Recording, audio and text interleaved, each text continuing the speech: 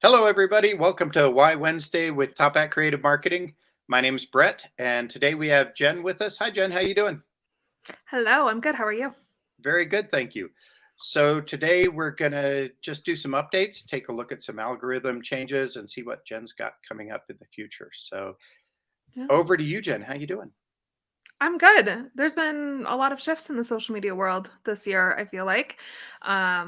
And one of the biggest things I wanted to talk about is Instagram, because a lot of people were cranky last year, as most of us know. Meta really wanted to compete with TikTok, so they put a lot of energy into Reels on Instagram. And a lot of us really were bummed about it that Instagram became a video platform. For instance, I have clients that are photographers and their posts were suddenly being suppressed like crazy because they're not posting videos. And they're like, well, I'm a photographer.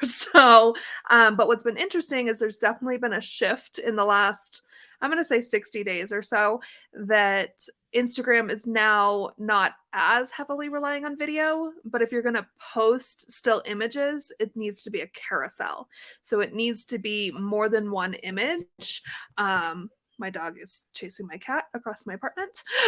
um, but make sure you're at least posting two images because the way the algorithm is working right now, it will send out your initial image, so whatever that first image is.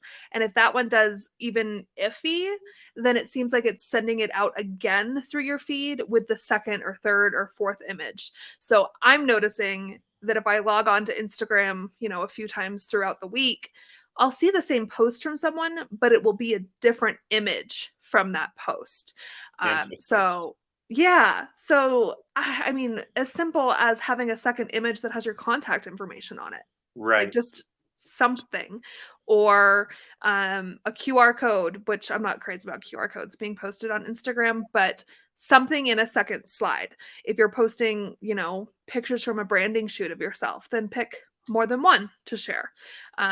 Event photos, that's easy. Always, three, four, five of them. But when you're posting on Instagram, video, I mean, is still king. I mean, they're still desperately trying to compete with TikTok, which who knows what's going to happen there.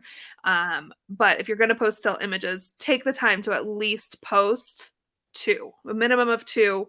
I'm finding that 3 to 5 does the best, and they cap you at 10. But it does seem like still images are making a little bit of a comeback on Instagram, which is nice for those of us that don't want to post videos all the time. Exactly. Well, we knew the other foot was going to drop, and the flying car was actually going to exist when we were talking about media, and that was video is going to take over. Oh, And yeah. it seems that it is well on its way now. And so it's real interesting to hear that from you. I mean, everything from Google and obviously Facebook with the lives we're doing now, and everything. I mean, that's why we do Facebook Lives because Facebook promotes it. They want to stay relevant. And so doing this is so much better than a post. That's why we're doing Yeah. it. And Yeah, it's that authenticity piece. They wanna see people being real instead of, and even on that front, like, videos that are a little bit less edited are doing better on social media, and that's, I mean, all of this is because of TikTok. TikTok really has changed the world of social media in the last 3 years. Um, there's a speaker, we'll talk about Social Media Day in a minute, but there's a speaker coming that says that TikTok is like punk rock for the '80s. It's getting back to, like, this very, like, real, authentic, people want to see who you really are, not this facade. And that's really taking over social media in general. The over curated, over edited, it's just not doing as well. interesting. Well, you Yeah. you how many times have we talked here about telling your story? And if you're telling your story in an authentic way, it's going to be less edited and more real. Yeah. Yeah. And on that same kind of realm, if you haven't heard, then in 2022, TikTok.com was accessed more than Google.com on a global level. So that's huge, right? I mean, Brett, you live in the Google world, so you Right. especially know what a big deal that is.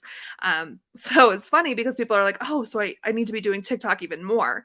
And that's not the way it works. You should, like, TikTok should have been 2022 when TikTok was being accessed more than anything. But I like to think of it, all of these companies are like kids on a playground fighting for attention.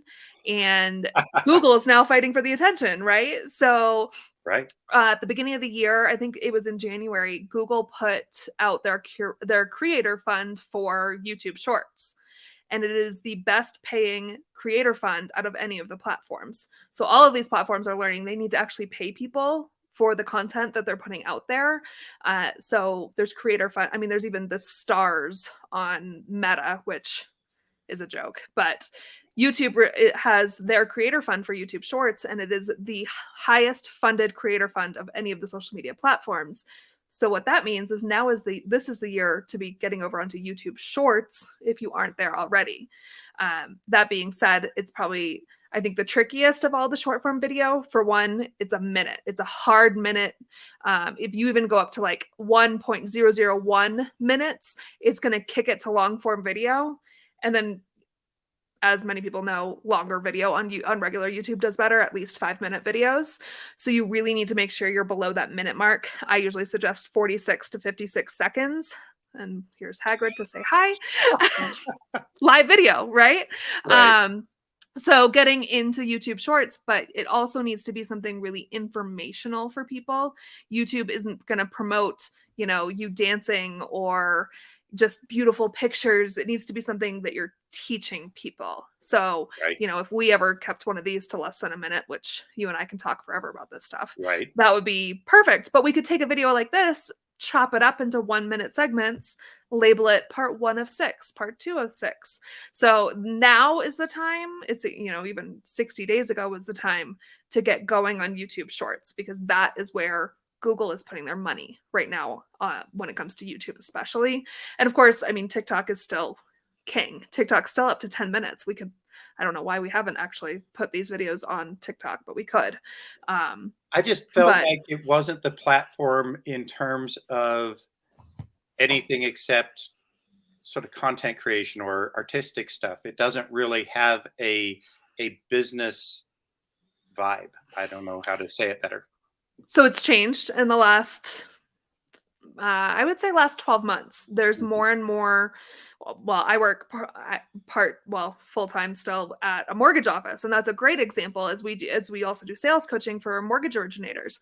And Adam and I were telling them for 2 years to get onto TikTok, but they were all so busy working in their business that they were like, oh, TikTok. Well, now their business has slowed down, and more people in the mortgage and real estate industry, especially, are now on TikTok, and they're doing informational videos, how to get your offer accepted. What does an inspection look like? All of that.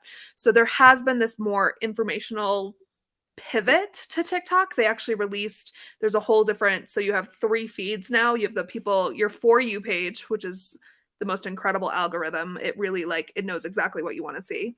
Right. Who you're following. Right. It's actually impressive how on point it is. Right. And then the third one is STEM. Now there's a whole feed that is just educational videos. So they're really making that pivot. And I'm guessing it's largely due to the fact that Gen Z is using TikTok like we use YouTube. If they want to learn how to change their tire, they're going to TikTok to find it, not to YouTube. So I was wondering when that shift was going to happen, sort of waiting for it, but I'd never really seen it. So it's real interesting to hear that that's finally happening now, and we can add that to this. We do this over StreamYard, and it goes out to wherever we want it to. And I mean, we've looked at LinkedIn, we've looked at putting it on different places. And we'll have to add that. So yeah, I'll post it to my TikTok too, and we'll see how it does. But the hard thing is it should be formatted the opposite way. But I upload Adam's weekly little tip every week to TikTok, even though it's formatted the other way. And it still gets, 300 to 500 views a week, which, we're in that viral stage where people think they need hundreds of thousands of views. But 300 people putting eyes on your content, that's a lot of people, especially when the algorithm's so good at giving people information they want. 300 is huge if you're getting a good target. Exactly because I mean, that TikTok algorithm, it's funny to me that none of the other platforms have really figured it out, because the TikTok algorithm is unreal. And they have just released a feature where you can reset your For You.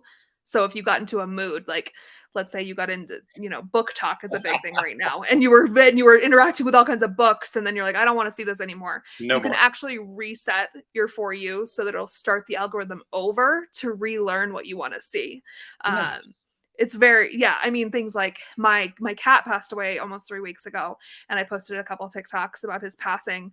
So there's so much about pet loss in my For You, and I don't really want to see that because I'm, dealing with my grief as it is. So Right. I reset my algorithm to give it a refresh, which no other algorithm gives you that control. So I No. could go off on a whole, we'll have to do a whole, one of these on TikTok, but it's incredible. And it's one of those, I mean, we talked about AI last time. If you're not already doing AI, you're getting behind on the ball. If you're not already doing short form video, you're definitely behind, but it's not too late to get in, especially on the YouTube short side, I think. Yeah, and especially on the more established small business front. I mean, your rate of adoption's under 5%, a lot of times under 1% with all this really new stuff. I mean, you've got your early adopters, but Yeah. I've noticed that so few people are doing it compared to the total number out there. Yeah, there's a lot of people because on TikTok doing it, but that's the entire community, the entire Right. country, or the entire Right. orthodontists or marketers or whoever you're talking about. But the actual number per the total is not very large percent. No. So you're not behind, but you're definitely not cutting edge if you aren't getting there pretty dang soon. Yeah, absolutely. So, well, that's real interesting. My thoughts while you were talking about that was that, okay, Google's the biggest search engine in the world. YouTube's the second biggest search engine in the world. Oh, good. That's all under one umbrella. Love it. But to have something like TikTok come out and have those numbers is really encouraging on one hand, that there's something under a different format, Hmm. a different umbrella, that it's not just Big Brother under one tent. Um, Yeah. It's it- refreshing to see that somebody can compete with the giants for exactly. sure. That's my point. So really interesting stuff. So what else do you have coming up, Jen? Yeah, so we have Social Media Day Denver coming up June 23rd, and Brett will actually be speaking at it this year. I'm very excited to Yay. have Brett come talk about Google My Business. You spoke last year at Mile High Mastermind and blew everyone's mind that thought they were doing a decent job with Google My Business. So That was we've fun never and a little had mean. we've never had anybody talk about Google at Social Media Day, so I'm very excited for that. We're gonna do a panel talking about AI. I'm gonna sit on that panel with Nice. a couple other people. Yeah, because again, I really think that people need to be figuring out how they can work with AI instead of being afraid of it, which we talked about last month. I have Riley coming in from California to talk about TikTok. We'll have a different LinkedIn speaker this year. I always have a LinkedIn speaker because LinkedIn is this You separate got it. beast. You Yeah, got it. I mean, just to touch on that briefly, long form content is what kills on LinkedIn, and any other platform, it's going to flop. So, Right. Social Media Day is Friday, June 23rd at Metro State University. Brett has his own discount code for tickets, so I'll let him share that with you guys. But we'd love to have you there. It's for absolutely anyone, especially if you own a business or you work in any sort of creative side of a business, but really even if you just want to learn more about social media in general, there's a little bit of everything. There's usually about 50 to 60 people there, and it's just a cool community. It's one day, we all hang out, all have lunch together, and learn a lot from each other. So Friday, June 23rd. Yes, it was very fun last year. This year I get to speak. Really looking forward to it and hearing all those other speakers. I mean, the more we dive into TikTok, the more I want to hear. Um, Right. you never learn enough about LinkedIn. There's always more to do. There's so many things that you can add to it without overwhelming yourself, but really enhance what you're doing for your business. So Absolutely. really looking forward to that. I think we'll leave it there. Anything else for you, Jen? I don't think so. Thank you so much as always. I really appreciate it. Great having you, and we will see you next month. Take care, everybody, and we'll talk to you soon.